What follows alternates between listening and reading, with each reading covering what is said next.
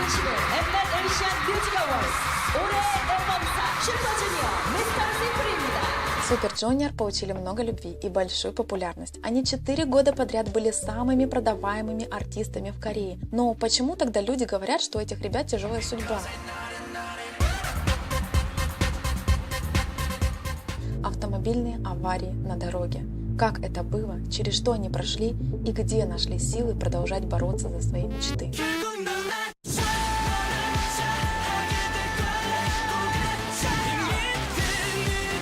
Многие уже и не помнят, но именно через Super Junior Lee Soo-man, основатель SM, впервые хотел реализовать идею меняющегося состава группы. Ребята успешно дебютировали как Super Junior 05 в составе 12 человек в ноябре 2005 года.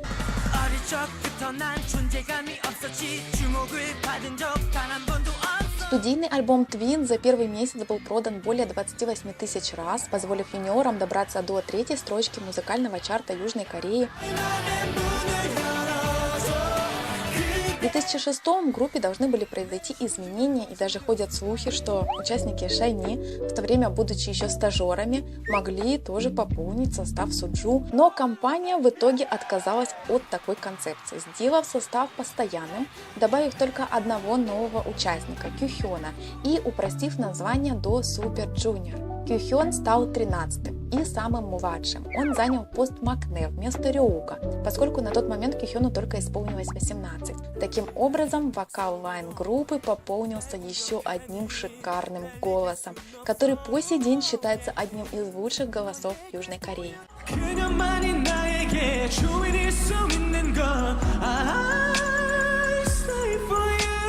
25 мая того года Super Junior выпустили сингл You.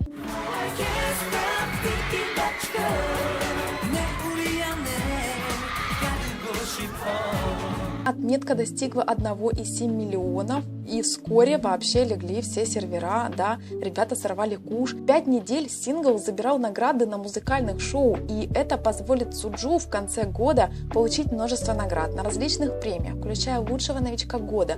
Но до того времени ребята уже вовсю готовили свой второй студийный альбом, планируя выпустить его в ноябре. Да вот только жизнь распорядилась иначе, и мир смог увидеть его с опозданием целых 10 месяцев.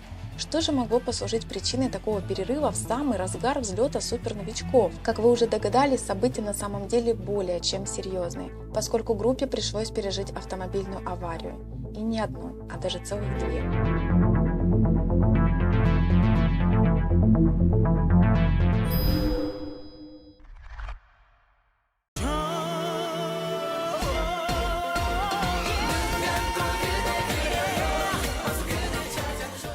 Ким Хи Чоль. Его считают морально самым сильным участником Super Junior.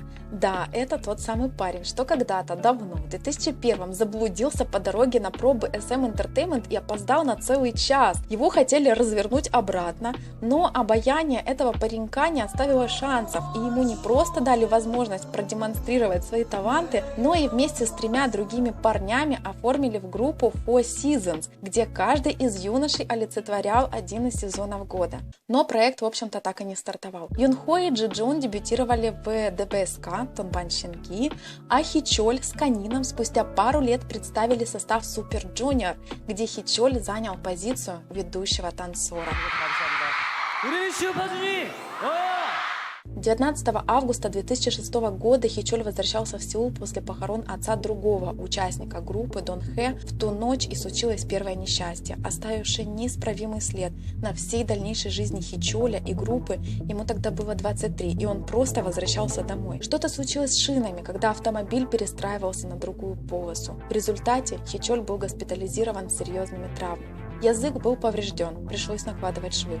Наблюдались проблемы с позвоночником, а также его левая нога. Она была сломана в 5 местах, начиная с лодыжки, затрагивая колено и заканчивая в области бедра. Такие травмы часто сопровождаются значительным повреждением мышц и других тканей. Понадобилось 6 часов, чтобы провести операцию, и 7 стержней, чтобы собрать все кости и зафиксировать их фрагменты воедино. Больше месяца он пробыл в больнице, а после был переведен на домашнее лечение. Но спустя еще месяц был прооперирован снова, чтобы удалить часть стержней из поврежденной ноги. Несмотря на рекомендации врачей, согласно которым он должен был прекратить любую деятельность на время реабилитации, в конце октября Хичоль уже участвовал в съемках молодежного ситкома Rainbow Romance от MBC. Это были 3 последних эпизода, которые Хичоль очень не хотел пропустить. Вот так и прошли съемки. Хичоль в гипсе, сидя в инвалидном кресле. Он участвовал в рекламе Авиквап, снимаясь по пояс. Он репетировал на костылях сразу после операции, потому что не хотел пропустить подготовку к мюзиклу. А также 25 ноября он участвовал в музыкальном фестивале от Mnet. Но официально приступить к своему расписанию он смог лишь в декабре. Хичоль продолжал выступать с группой, несмотря на металлические стержни. Уже в феврале 2007-го он пытался танцевать в составе юнита Super Junior T. И хоть хореографию упростили, он все равно не мог справиться с ней полностью. Он часто падал, когда слишком наклонялся, и прыгал на одной ноге, когда остальные прыгали на 2.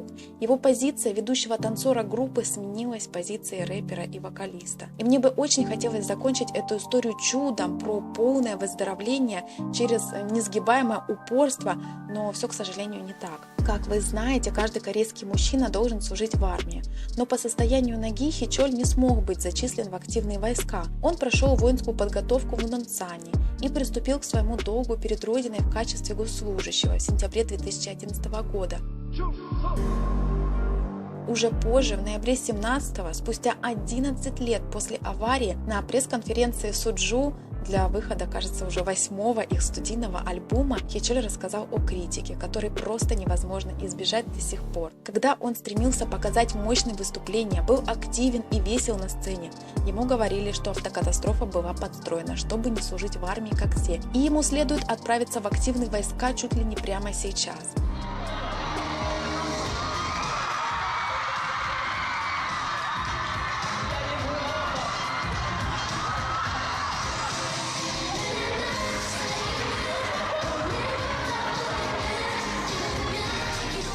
Когда же возникали сложности с хореографией из-за проблем с лодыжкой, и он стоял на задних рядах, активность практически сводилась к минимуму, люди говорили, что он не отрабатывает своих денег, которые достаются ему слишком легко.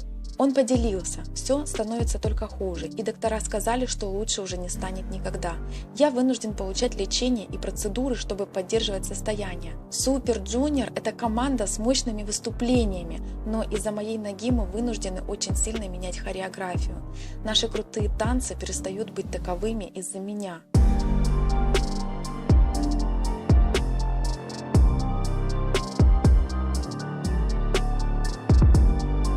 Позже, в 2020-м, Хичоль расскажет еще кое-что. 14 лет назад я попал в автокатастрофу, в результате которой сломал левую ногу. Я больше не мог бегать, но все еще участвовал на выступлениях и концертах. 6 или 7 лет назад я попал в больницу из-за того, что состояние моей ноги стало тяжелым. Врач сказал, что я больше не смогу использовать свои ноги, а возможно, даже не смогу ходить. 그래가지고 그래 류마티스 관절염이라고? 어떡하지? Тогда он хотел покинуть группу, но ребята отговорили его.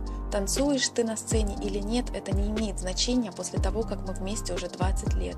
Также вместе мы сможем преодолеть и это. Вот что они ему тогда ответили. 너무 내가 민폐다 이러면서 얘기하고 멤버들한테도 앨범 작업 이것만 하고 나는 그냥 그 앨범 비랑 이런 거 안 받겠다. 솔직히 야 너무 미안하다. Сейчас Хичоль продолжает свою активность в Super Junior по мере своих возможностей и не участвует в танцевальных перформансах даже во время съемок музыкальных клипов. К счастью, это не смогло сломить его. Он нашел себя в различных телешоу и завоевал большую фан-базу уже в качестве ведущего.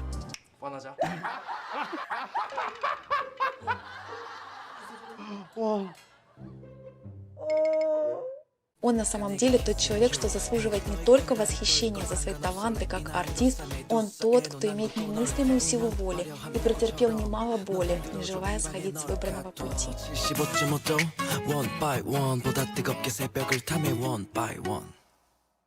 Но, возвращаясь назад в те далекие 10 месяцев между первым и вторым альбомами группы, произошло еще одно страшное событие. 19 апреля 2007 года в автомобильную аварию попало сразу 4 участника группы – Итык, Шиндон, Инхёк и Кюхён. Артисты и 2 менеджера возвращались с радиошоу от KBS Kids Radio. На Олимпийском шоссе их транспорт несколько раз делал крен, и водитель попытался сменить полосу. Но шина взорвалась, и контроль над управлением был утерян. Боковиной, что с водительской стороны, фургон налетел на ограждение. По инерции он продолжал движение еще порядка 30 метров, пока окончательно не перевернулся, упав на правый бок. Итык, лидер Суджу, попытался схватиться за кресло, но из-за большой скорости ударился лицом о стекло и сразу же потерял сознание. Придя в себя, он увидел их менеджера, что был за рулем во время аварии. Сейчас же тот стоял на коленях и кричал, что не простит себя за это и прыгнет с моста. Шиндон уцелел больше остальных. Синяки, порезы и ссадины. Итык и Инхёк были ранены стеклами. Осколки удалили в больнице.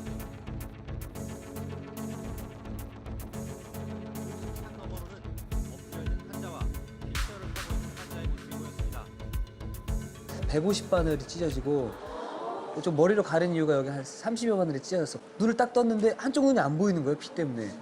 아차 싶은 거예요. 그러니까 육안상으로는 너무 어두웠던 밤이었기 때문에 제가 얼굴 쪽에서 피를 흘리고 있으니까 구급차들은 저한테 먼저 왔는데 저쪽 구석 어두운 쪽에서 규현이 이미 갈비뼈가 6개나 부러진 상황이었었고. Больше всего досталось младшенькому Кюхёну.